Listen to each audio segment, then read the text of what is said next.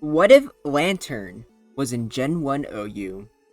Here's a nice and simple Pokemon, straight to the point where you know exactly why you would consider it for RBY.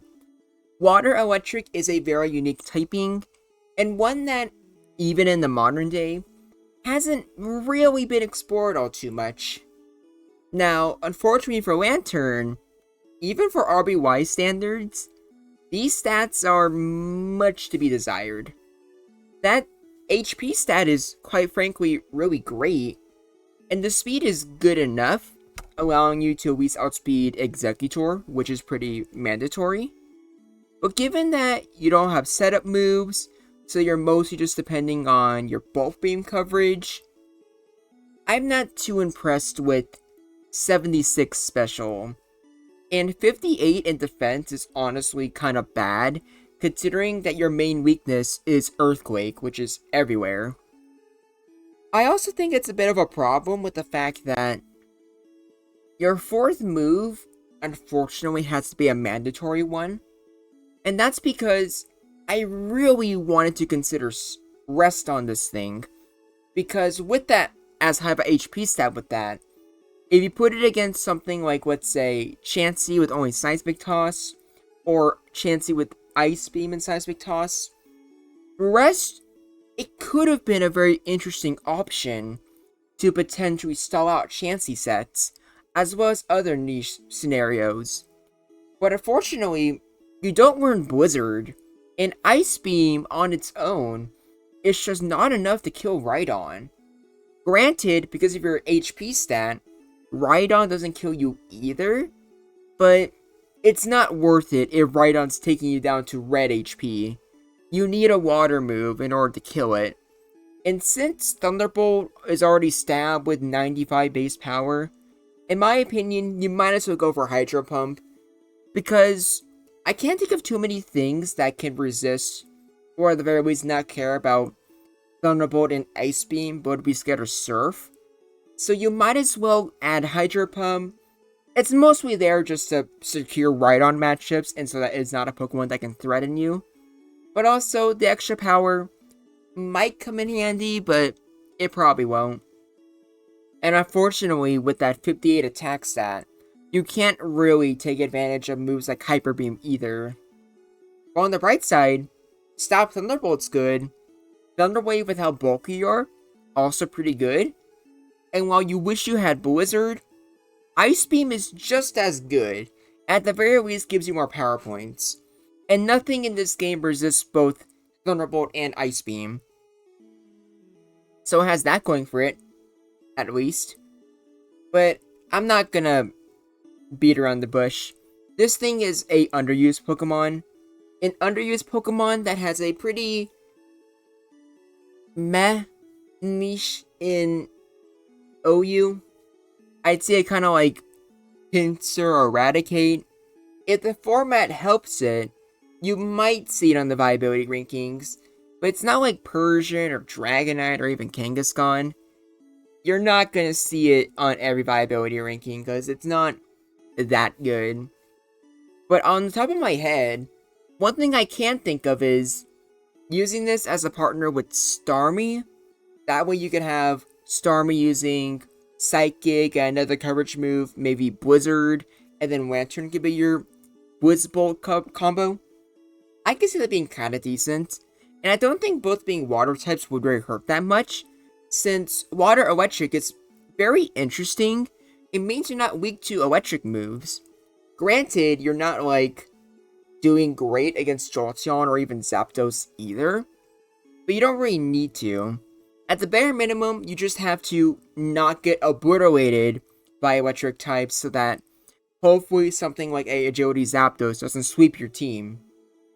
Starmie, in return, can tank Earthquakes, can threaten the things faster than you, can paralyze things faster than you, so that Lanturn can safely come in and at least hit a Thunderbolt first. So yeah, I think they would be pretty decent partners.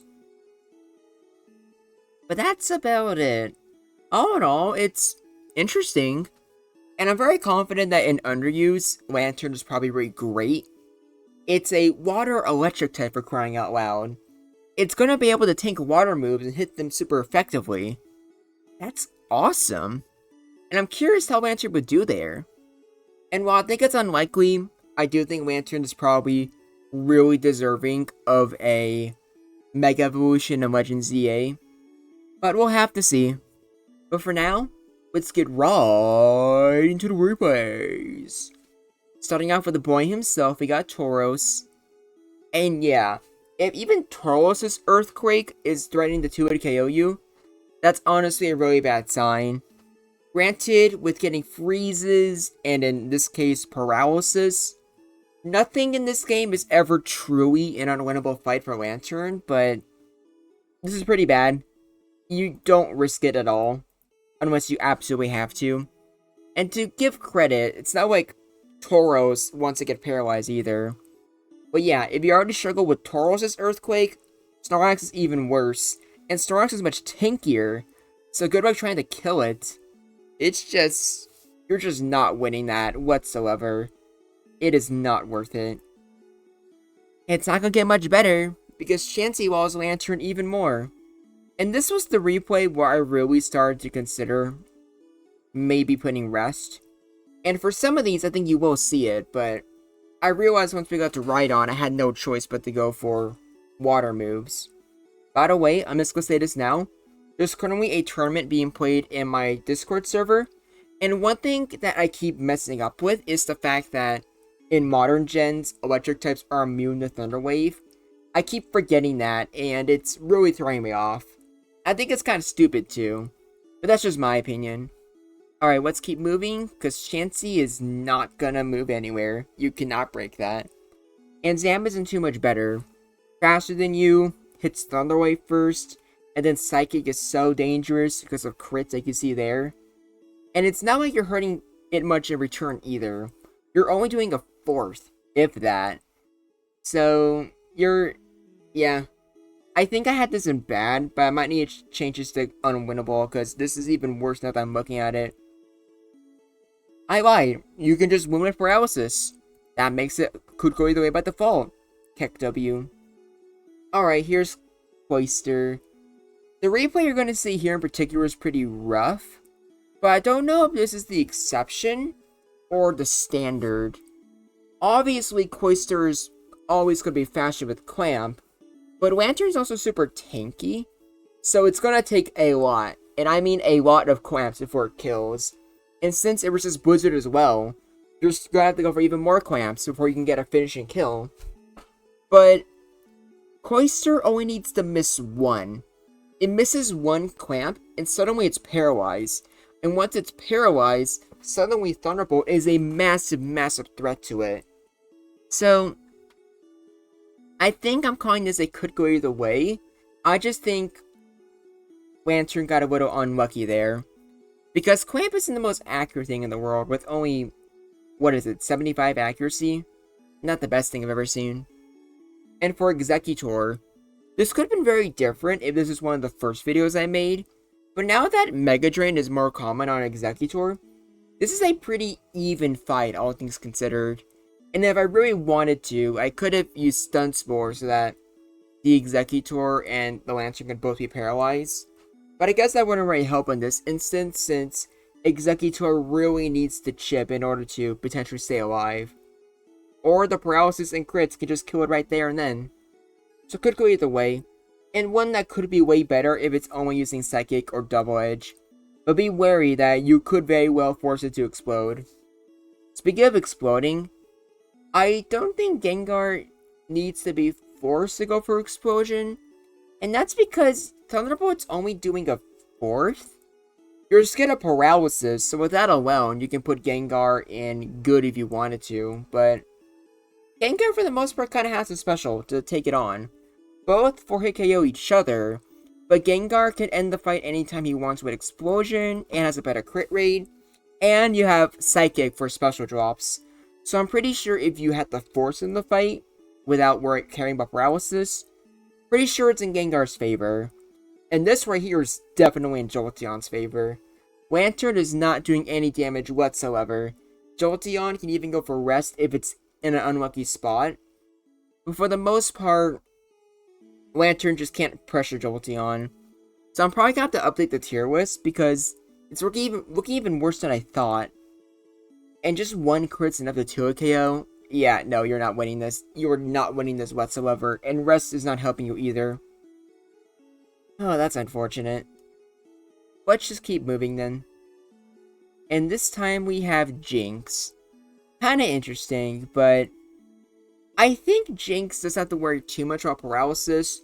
It has rest, so it might be able to find an opportunity later on in the game. And while special drops aren't guaranteed, even without them, Thunderbolt once again is not doing any real considerate damage. And now that I'm looking at these replays again, I'm even questioning if Lanturn has a niche. I think it's just kind of bad. And look there, Ice Beam isn't even enough to two-shot it. So you need a water move, because with just Ice Beam, it can still boost the Rhydon. You know what? I take back what I said. I think Lanturn just has no shot and no viability in OU whatsoever. Just keep it in UU. That's where it belongs. You can fight Slowbro in UU now. And even then, it's kind of an even fight. Paralysis is annoying. Amnesia means that you're already struggling with power. And Slowbro can, outlast you. Granted, crits can be devastating. And so can a well-timed paralysis. But I think more times out of 10, Slowbro can afford to go for these amnesias. And it just needs 2 to comfortably take on the Lanturn. Defensively, at least. And 4 is definitely enough to 2-shot it. But as you can see, they're only barely. So, that's unfortunate. But it might be one of the more decent answers in Underused, if I had to guess. Okay, now we're on to Starmie, and thankfully Starmie, I think it's mostly pretty good. Unfortunately, you're only neutral to Thunderbolt, but still, it's not doing that much to you. So, this is a pretty good matchup, all things considered. And like I said, Starmie's also a pretty decent partner towards Lanturn. If you kind of want to have 2 Starmies, but like, have one be really bad. So, that's something, I guess. But look at that, Lanturn won, even with a special drop. Clearly OU material. Or maybe not, because we're about to put it against Victorville. Let's see how this does. But considering it could even 2-shot Rhydon, this is probably not going to go well. Yeah, that was not a lot of damage at all. That's kind of unfortunate. But last but not least, we have Zapdos. Unlike Jolteon, it hits harder, but it's also actually weak to ice. So this is kind of interesting. Now, does Lanturn do good damage here? I don't think so. I think that's like a little bit more than a fourth. So Zapdos absolutely has the capability to win this, even with Ice Beam being super effective. Yeah, that just happened. Oh, man. Let's put you in unwinnable. You should also be unwinnable. Actually, Jinx... I can see Jinx being unwinnable too. Yeah, this is really not looking great now, is it? There's not really too many things Lanturn really thrives against either. It can kind of thrive against Rhydon, but in doing so, it has a more limited move pool. So it's just... Starmie? Kind of embarrassing, not gonna lie. Definitely an underused Pokemon, and hopefully Game Freak releases more good electric water types in the future. But until next time, this is Groundback, and I look forward to hearing from you.